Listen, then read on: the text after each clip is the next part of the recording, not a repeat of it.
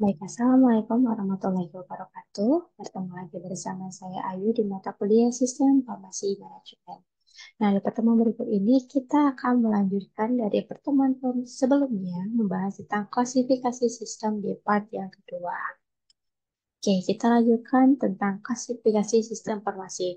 Nah, berikut merupakan gambar dari tipe sistem informasi. Nah, bisnis itu memerlukan beragam tipe sistem informasi untuk menunjang dan mendukung pengambilan keputusan dalam kegiatan operasional untuk berbagai level dan fungsi operasi organisasionalnya. Bagian besar memerlukan sistem yang bisa mengintegrasikan proses bisnis dan informasi ada yang fungsional yang berbeda, dan klasifikasi sistem informasinya saja disingkat menjadi SI dan diuraikan berdasarkan peran-perannya di dalam organisasi.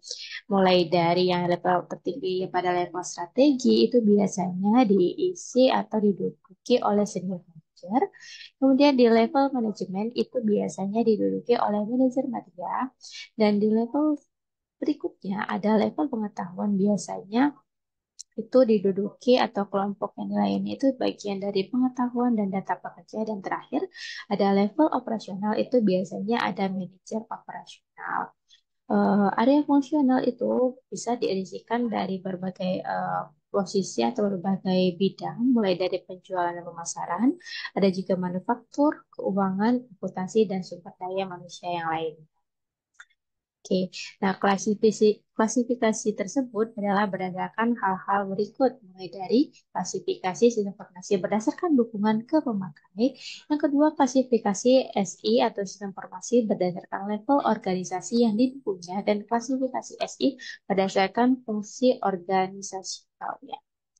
Kita bahas terlebih dahulu mulai dari klasifikasi sistem informasi berdasarkan dukungan ke pemakai. Nah, untuk mendukung pemakai di lingkungan organisasi, SI itu dikelompokkan menjadi beberapa bagian, mulai dari sistem pemrosesan TI, sistem pemrosesan transaksi, atau lebih sering dikenal dengan Transaction Processing System atau TPS. Kemudian sistem informasi manajemen atau manajemen informasi sistem, atau lebih sering dikenal dengan MIS, atau kalau bahasa Indonesia itu SIM, sistem informasi manajemen. Kemudian yang ketiga adalah sistem otomasi perkantoran atau Office Automation System, lebih dikenal dengan singkatan OIS. Kemudian ada sistem penentu keputusan atau Decision Support System, lebih sering dikenal atau disingkat dengan DSS. Kemudian berikutnya ada sistem farmasi eksekutif, atau lebih sering disingkat dengan EIS, adalah Executive Information System. Lanjut ke sistem pendukung kelompok atau Group Support System, atau lebih sering disingkat dengan singkatan GSS. Dan terakhir ada sistem pendukung cerdas atau Intelligent Support System, atau lebih sering dikenal dengan singkatan ISS. Oke, mengingat dari sisi dari sisi eh, sistem informasi eksekutif atau di sisi sistem dan manajemen informasi sistem atau MN itu digunakan untuk mendukung manajemen. Maka ketiga sistem ini sering disebut dengan sistem pendukung manajemen atau manajemen support system atau MSS. Oke, lanjutnya ke fungsi dan pemakai. Fungsi dan pemakai sistem pemakai TPS itu menghimpun dan menyimpan informasi transaksi orang, yang memproses transaksi MS informasi, dan mengkompresir data yang berasal dari semua level dan TPS menjadi informasi manajemen yang berguna untuk kelola organisasi dan memantau kinerja di SS. Nah, kinerja DSS ini membantu pengambilan keputusan dengan menyediakan informasi, model, ataupun perangkat lunak untuk analisa informasi, analisis, dan manajer ataupun yang lebih profesional. Mulai dari sistem TPS, TPS ini berfungsi untuk menghimpun dan menyimpan informasi transaksi, kemudian dari pemakainya ialah orang yang memproses transaksi. Kemudian dari MIS atau Manajemen Informasi Sistem atau Sistem Informasi Manajemen, fungsinya untuk mengkompresi data yang berasal dari TPS dan menjadikan informasi yang berguna untuk mengelola organisasi dan memantau kinerja. Nah, pemakainya siapa? Yaitu semua level manajemen. Kemudian yang terakhir ada DSS atau Decision Support System, yaitu membantu pengambilan keputusan dengan menyediakan informasi, model, ataupun perangkat lunak dan menganalisa informasi. Pemakainya siapa? Yaitu analis, manajer, dan profesional. Oke, kita lanjut ke model sistem pemrosesan transaksi. Mulai dari yang pertama, yaitu ada karakteristik SPT. Kita lanjut ke karakteristik SPT. Nah, jumlah data yang diproses itu biasanya sangat besar, kemudian sumber data umumnya internal dan keluaran terutama dimasukkan untuk pihak internal, meskipun bisa juga diperuntukkan bagi mitra kerja. Lalu pemrosesan informasi itu dilakukan secara teratur, mulai dari informasi harian, mingguan, bulanan, bahkan mungkin tahunan.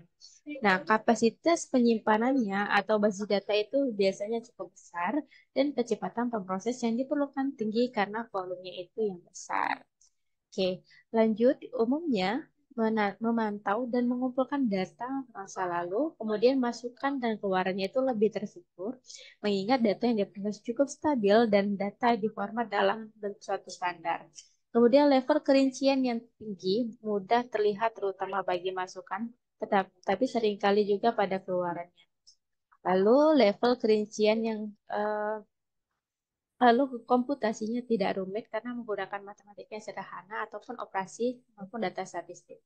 Kemudian memerlukan kehandalan yang tinggi, mulai dari pemrosesan terhadap permintaan merupakan suatu yang harus dilakukan karena pemakai itu dapat melakukan permintaan terhadap suatu basis data. Oke. Nah, berikut merupakan contoh dari SPT. Oke, di sini bisa diinputkan mulai dari tanggal pembelian, nomor konsinyasinya, terus juga ada nomor stok, mulai dari kode, nama, alamat, kota, terus data pemilik, kemudian pemilik mobilnya itu siapa, terus data kendaraannya seperti mobilnya mobil apa, mereknya apa, tipe apa, dan lain sebagainya. Kemudian ada cara pemrosesan dari pada SPT. Nah, pemrosesan batch data ini ditumpuk dulu dan kemudian diproses belakangan pada waktu tertentu, misalnya pada waktu sore hari ataupun malam hari. Nah, kelemahan dari pemrosesan batch adalah membuat basis data tidak pernah dalam keadaan yang terjadi, karena seringkali terdapat data transaksi yang terlambat untuk dimasukkan ke dalam basis data.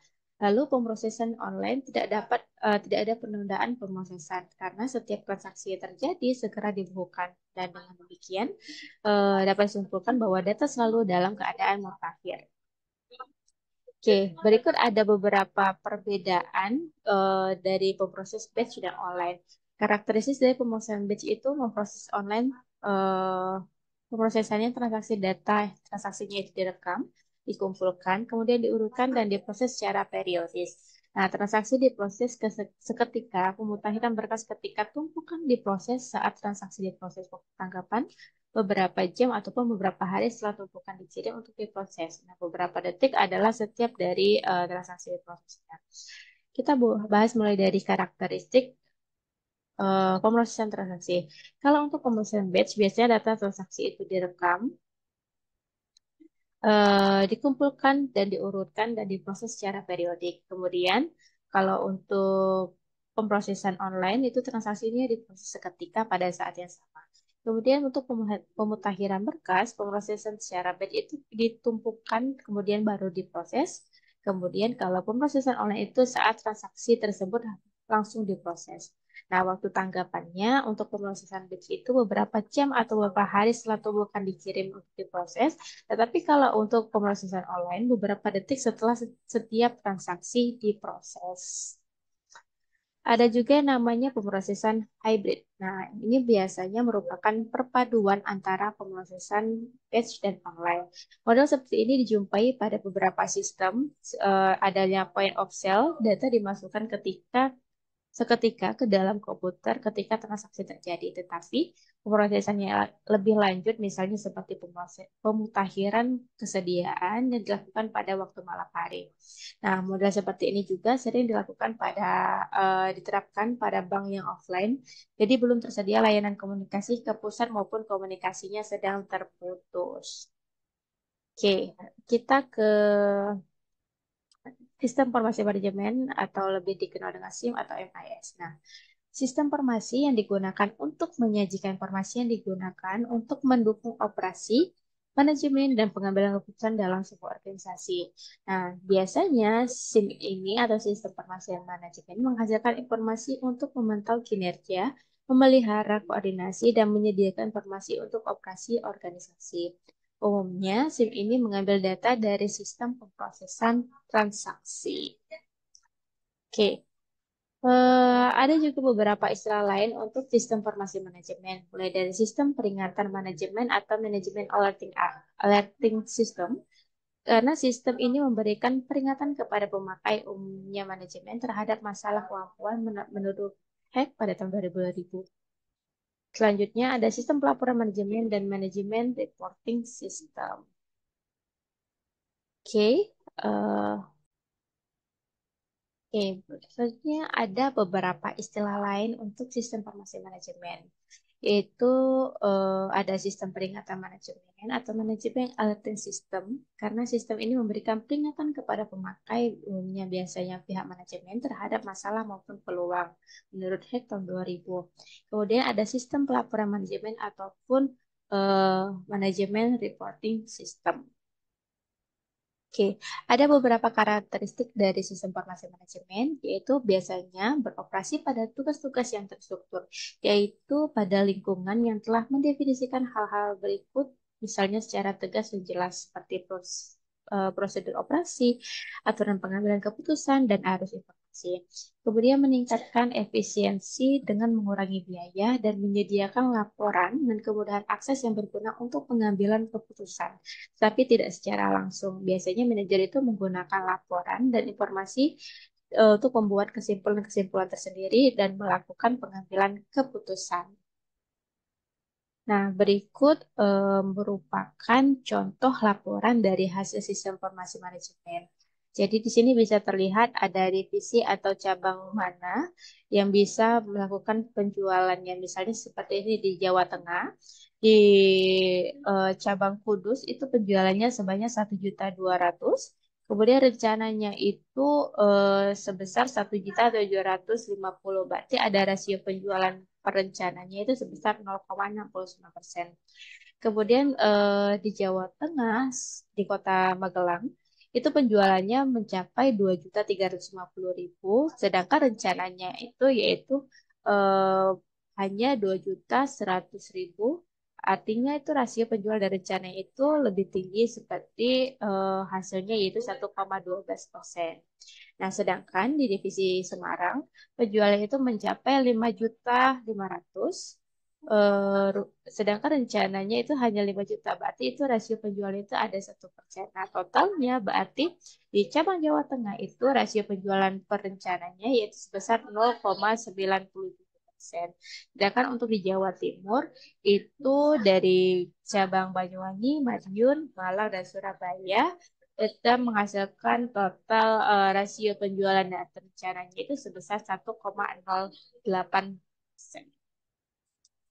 Oke, ada beberapa macam dari laporan sistem informasi manajemen. Mulai dari laporan periodis, artinya laporan yang dihasilkan dalam selang waktu tertentu seperti bisa harian, mingguan, bulanan, semesteran, dan lain sebagainya.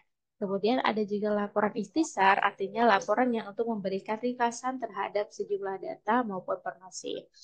Nah, yang ketiga adalah laporan pengecualian, itu laporan yang hanya muncul kalau terjadi kesalahan yang tidak normal. Seperti contoh misalnya manajer itu pembelian mungkin memerlukan laporan pengirim barang dan pemasok yang sudah terlambat 1 minggu. Nah, laporan ini hanya muncul kalau keadaan yang minta dipenuhi. Kemudian yang selanjutnya ada laporan perbandingan, yaitu laporan yang menunjukkan dua atau lebih himpunan informasi dengan sejumlah ataupun yang serupa dengan maksud untuk dibandingkan. Oke, laporan dari sisi informasi manajemen. Nah, terkadang SIM juga menyediakan laporan yang tergolong sebagai demand report. Contohnya yaitu jenis laporan yang diminta sewaktu-waktu dan pemakai dapat mengatur sendiri tata letak informasi yang diperlukan. Oke. Lalu ke infrastruktur teknologi informasi. Nah, infrastruktur teknologi informasi merupakan satu kumpulan struktur teknologi informasi yang saling menghubungkan satu sama lain untuk digunakan dalam suatu organisasi. Nah, dalam lingkungan sistem informasi, infrastruktur teknologi informasi yang dipilih sangat berperan dalam memperbaiki kinerja perusahaan yang memperoleh keunggulan kompetitif. Lalu selanjutnya kita akan membahas tentang klasifikasi sistem informasi berdasarkan level dari organisasi. Nah, eh, berdasarkan level organisasi, sistem informasi ini dikelompokkan menjadi yang pertama ada sistem level operasional. Nah, biasanya SI yang memonitor aktivitas dan transaksi dasar pada organisasi.